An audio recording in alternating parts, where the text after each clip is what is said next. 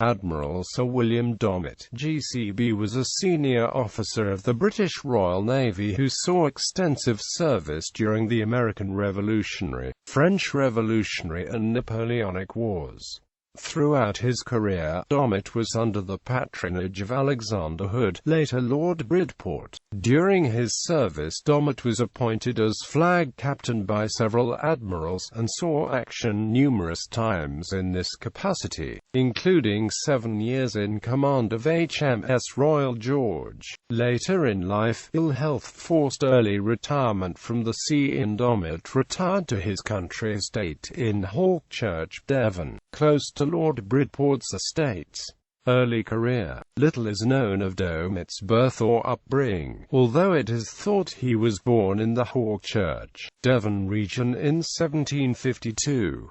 The first solid record of him available was in 1769, when he joined the Navy and appears on the muster books of HMS Quebec, under the patronage of Captain Alexander Hood. Domett spent the next 5.5 years in the Mediterranean Sea, leaving Quebec in 1772 and joining HMS Scorpion. In 1775, Domett was briefly attached to HMS Marlborough before joining HMS Surprise on the Newfoundland station at the start of the American Revolutionary War. At the outbreak of the Revolutionary War, Domett was in Surprise when she was at the relief of the siege of Quebec. As reward for his service in this operations, Admiral John Montagu promoted Domett to lieutenant aboard HMS Romney. Less than a year later, Montagu returned to Britain and brought Domett with him, seconding him to Hood's service. Serving aboard Hood's ship HMS Robust, Domett was in action at the First Battle of Ushant in 1778. 3 years later, Domett was still aboard Robust, and in her took part in the Battle of Cape Henry. A few months later, Domett had moved to HMS Invincible, under Captain Charles Saxton, and was engaged at the Battle of the Chesapeake. Following this action, Domett was again taken from his side to be the aide of an admiral, Admiral Sir Samuel Hood. Domett acted as his signal lieutenant in HMS Barfleur, and in this capacity participated at the Battle of St. Kitts and the Battle of the Saints. For his services in these actions, Domett became first lieutenant, and when, a few months later, Barfleur captured 4 enemy ships in an action, Domett was given command of the small prize brig series, which he safely brought back to Britain.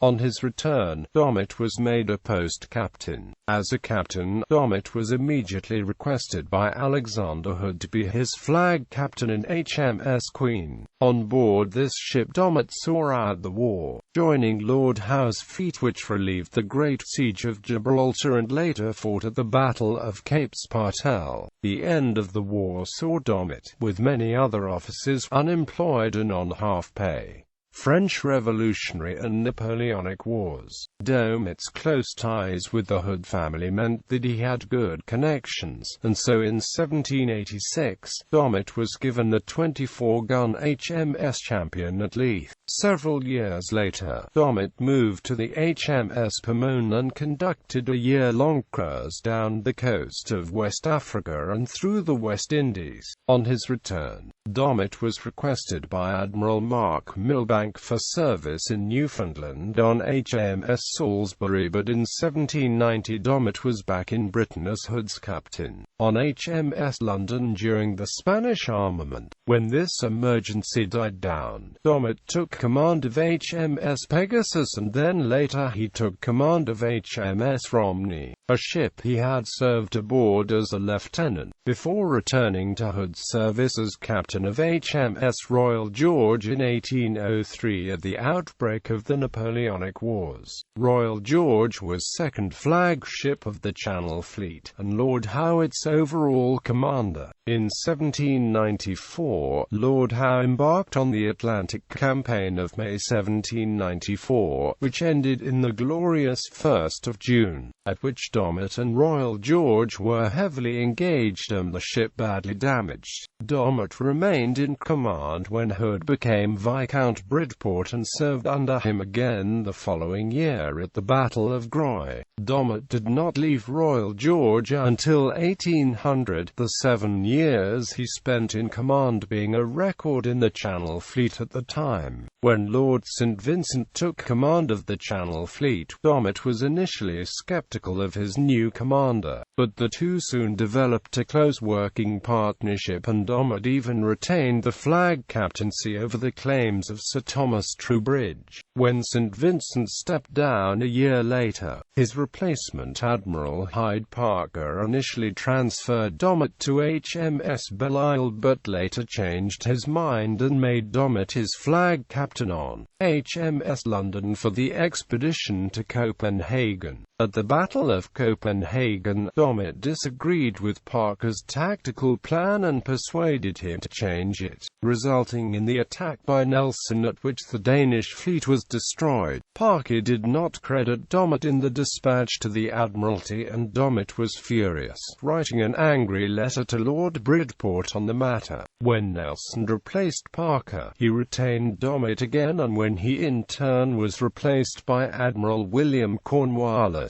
Domett was again flag captain, aboard HMS Ville de Paris. Retirement. The Peace of Amiens saw Domett briefly on the Irish station before rejoining Cornwallis at the outbreak of hostilities. In 1804, Domett was made a rear admiral but refused a seagoing commission due to a sudden deterioration of his health. Instead, he served as one of the commissioners for revising the civil affairs of the Navy. Domett was rapidly promoted during the next 8 years but was unable to rejoin the fleet at sea, his health remaining too weak for the strain of such service. Instead, Domett joined the board of the Admiralty and continued to serve in an administrative capacity, his frequent bouts of ill health making service of any kind difficult. In 1813, Domett became Commander-in-Chief, Plymouth, but he resigned 15 months later due to a recurring foot injury which had rendered him lame. Domett continued to gain rank in retirement, and in 1825 he reached Admiral of the White. He was also made a Knight Commander of the Order of the Bath in 1815 and was promoted to Knighthood Cross in 1820. Domett settled on his estate in Hawkchurch, Devon near the home of Lord Bridport, who had died in 1814. He never married and had no children, but was highly esteemed in the service as a consummate sailor and brave fighter whose extremely long and dedicated sea service had earned him an excellent reputation in the Navy. He died suddenly in 1828 and was buried in the local church.